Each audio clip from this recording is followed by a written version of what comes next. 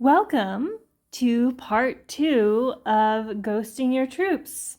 Okay, I already showed you the bunker, rallying on a boss monster, and also starting an alliance war on a keep. So make sure it's an alliance war and you're not just doing an attack. If you attack a keep, it automatically attacks it. But if you do an alliance war, then you're starting that rally, which will allow you to protect your troops for however long that rally is for. Okay, so now let's go with another way, which is reinforcing another keep. Okay, that requires being in an alliance. So let's come back over to here and say we're doing like server war or whatever. And you want to send your troops out of your keep, but you have your shield down. So a great way to use your alliance members for this is you just reinforce your alliance member. Okay, and since this player that I'm sending my troops to has a shield, okay, my troops in there aren't going to be attacked. There is a shield protecting them, and they're out of my keep, so I don't have to worry about them. And so you can just keep, you can't reinforce the same player more than once, but if you have multiple alliance members with you, you can reinforce them. Now, if I am to reinforce a keep without a shield, my troops are vulnerable to being attacked in that keep. So, if you're doing this for server war, like during server war, it's beneficial to only reinforce players that have shields that you know will have their shield on for a while.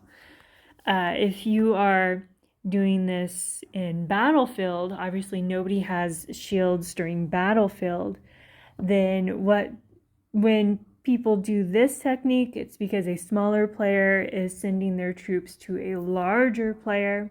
So if that larger player gets attacked, they probably have a strong enough defense to protect themselves and the other smaller player that's reinforcing them.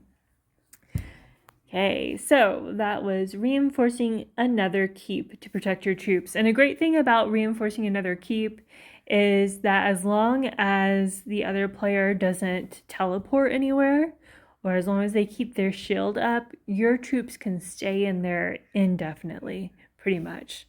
So that is a good one if you are worried about a shield dropping and you will be unable to get to your keep for like several days.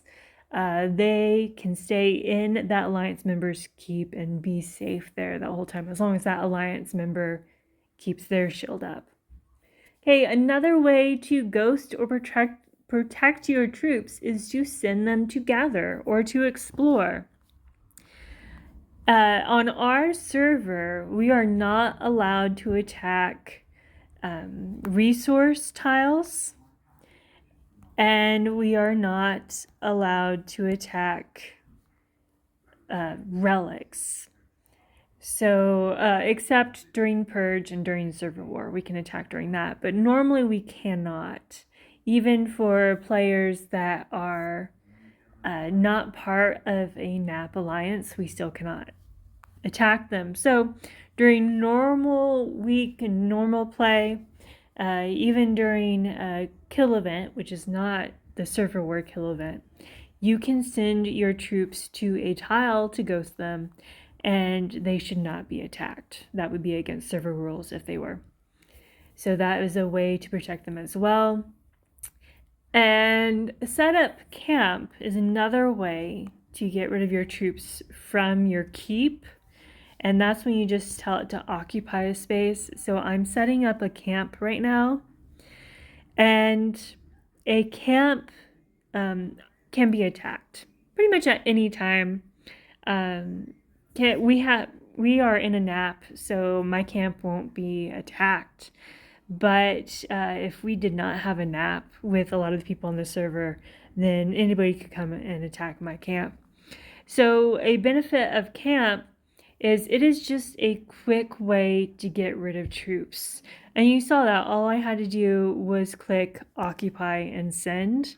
So you don't have to go through a couple extra steps to start a rally. So it's just a little quicker than starting a rally. However, you also have to be careful because obviously when you recall them, opponents can see your troops going back and they can time to attack when your troops get back. So it's a little bit of a gamble doing that way of ghosting your troops. And then the final way to ghost your troops is to just send them on a long march. Yep, so I don't want to attack something. I don't want to teleport. Let's occupy. All right, so see, while my troops are heading out there for over a minute, they can't be attacked. And you can also do that to send them to a tile far away to gather, or a relic far away to explore, or send them to a monster a long ways away to attack. And again, while they are on that march, they cannot be attacked. Now, depending on what's going on, if you send them to a camp, once when they make camp, they can be attacked. If it's during server war or purge and you send them to a tile, once when they get there, they can be attacked. Same with a relic. But if you send them to a monster, they will go there, obviously, and then they'll come back. So they will not be able to be attacked until they come back to your keep. So now something you have to be careful about this, doing a long march, is if your opponent has the march lines on, that they can see your march lines, which is probable that they do. And so an opponent can trace your march lines, they can follow your march to where it's going and see if they can attack you there, or they can follow your march line back to your keep and attack you there if you don't have a shield. So just be mindful of that. People do look for those march lines to see if there's any type of vulnerability that they can take advantage of and attack.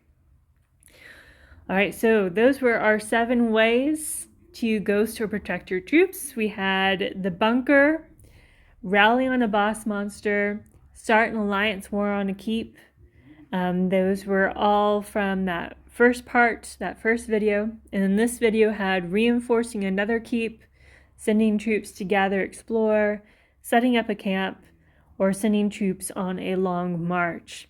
Now, especially when I'm in battlefield, you can't use bunker. Depending on which type of battlefield, I will rally on a monster. I will find a low level boss, bookmark it, and then I just keep rallying on that.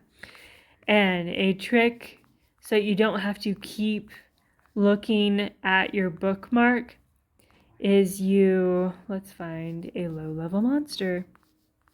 I should have bookmarked one earlier. We'll just use Manticore. Okay, so you start your rally.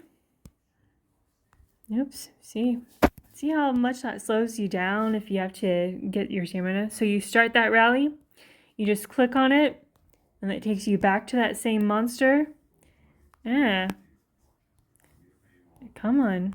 And you click on it again. And you click on it again. And you just keep doing that.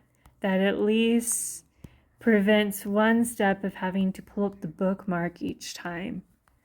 And finding that boss. So just a little thing to save some time.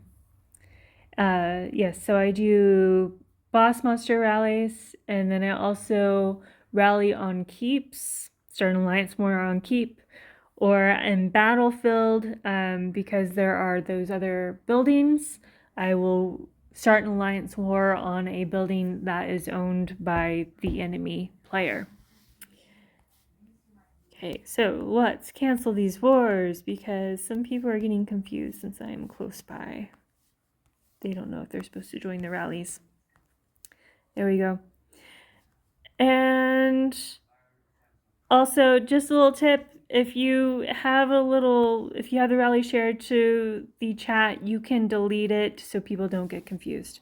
Okay, my time is up. See ya.